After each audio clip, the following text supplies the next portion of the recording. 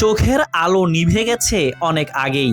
ছোটবেলায় হারিয়েছেন বাবা মাকেও, কিন্তু থেমে যায়নি জীবন। নিজের পরিশ্রম আর মানুষের বিশ্বাসকে পুঁজি করে পড়াশোনার খরচ যোগাচ্ছেন এক দৃষ্টিহীন শিক্ষার্থী। তার গল্প শুনলে বোঝা যায় ইচ্ছাশক্তির কাছে অন্ধকারও হার মানে। এই বিজনেস শুরু করেছি 10,000 টাকা দিয়ে। এখন মোটামুটি ভালো হচ্ছে, আমি নিজে খেয়ে দিয়ে একটু প্রফিট করতে পারছি। দিনে 3 থেকে 4,000 বা কোনো দিন 2,000ও, আবার এমনও দিন আছে বিক্রি 1,000ও হয়। মাসে না 1 লাখ হইতে পারে, 1 লাখের বেশি হবে। আমার এখানে আছে বর্তমানে চকলেট, কিন্তু আমি কাপড় আইটেম সেল করি, trouser, T shirt, pant. Dhaka বিশ্ববিদ্যালয়ের ইসলামের ইতিহাস ও সংস্কৃতি বিভাগের শিক্ষার্থী মোহাম্মদ শাহজাহান গাজী ছোটবেলায় টাইফয়েড জ্বরে হারান 2 চোখের দৃষ্টি। এরপর একে একে হারান বাবা মাকেও। জীবনের কঠিন বাস্তবতায় পাশে আছেন শুধু একমাত্র বোন। তবে ভাগ্যের কাছে হার মানেননি তিনি। আমার বাবা মা হারিয়েছি ছোটবেলায়, যখন আমার বয়স 5 বছর, তখন থেকেই আমার বাবা মা হারায়। ছোটবেলায় টাইফয়েড জ্বর হয়, টাইফয়েড জ্বর হওয়ার পরে চিকিৎসা করাইতে পারে না টাকার জন্য, এই জন্য হচ্ছে আমার চোখটা চলে যায় আর কি। তো আমি যখন ভর্তি হই, আমার পড়ালেখার যে খরচটা, আমার ওটা চালাতে একটু কষ্ট হয়ে যেত। তাই আমি ভাবলাম একটা বিজনেস শুরু করি।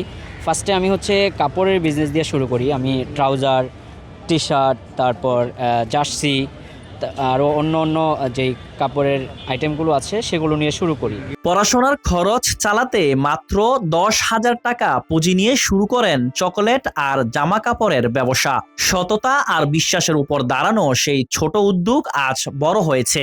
মাস শেষে তার বিক্রি ছুঁয়েছে প্রায় 1 লাখ টাকা। প্রতিটি পণ্য বিক্রির সঙ্গে যেন আরো এক ধাপ এগিয়ে যায় তার স্বপ্ন। লাখ টাকা হচ্ছে সেল হয়, হয়তো কোনো মাসে 1 লাখ বা 1.5 লাখ টাকাও সেল হয়। তো ওখান থেকে 10 থেকে 15,000, কোনো মাসে 20,000 আসছে। আমার সর্বোচ্চ 1 মাস আসছিল, আর সবসময় 10-15 এরকম আসে। আমি পাসপোর্ট করছি, দেশের বাইরে যাওয়ার চিন্তা ভাবনা করছি। দেখি যদি কোনো সহযোগিতা পাই তাহলে বাইরে যাওয়ার চেষ্টা করব আর কি। আমার তো বাইরে যাওয়ার ইচ্ছা থাকলেও এখন ফান্ড নাই। শাহজাহানের এই সংগ্রাম মুগ্ধ করেছে সহপাঠীদেরও। তাদের বিশ্বাস সীমাবদ্ধতা নয়, মানুষের ইচ্ছা শক্তি তার প্রকৃত পরিচয়। আর তিনি প্রমাণ করছেন দৃষ্টি না থাকলেও স্বপ্ন দেখার চোখ কখনো অন্ধ হয় না।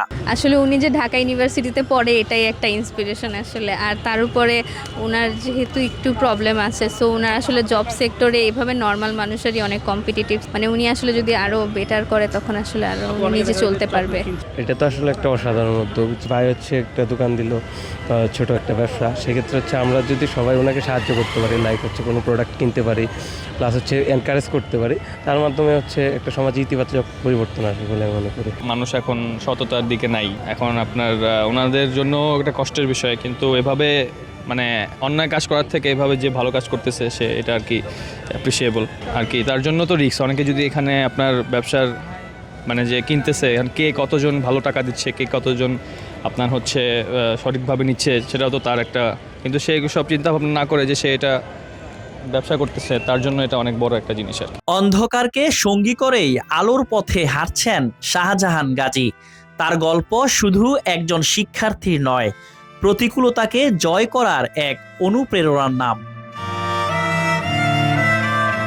আব্দুল্লাহ আল মামুন, বাংলাদেশ বুলেটিন।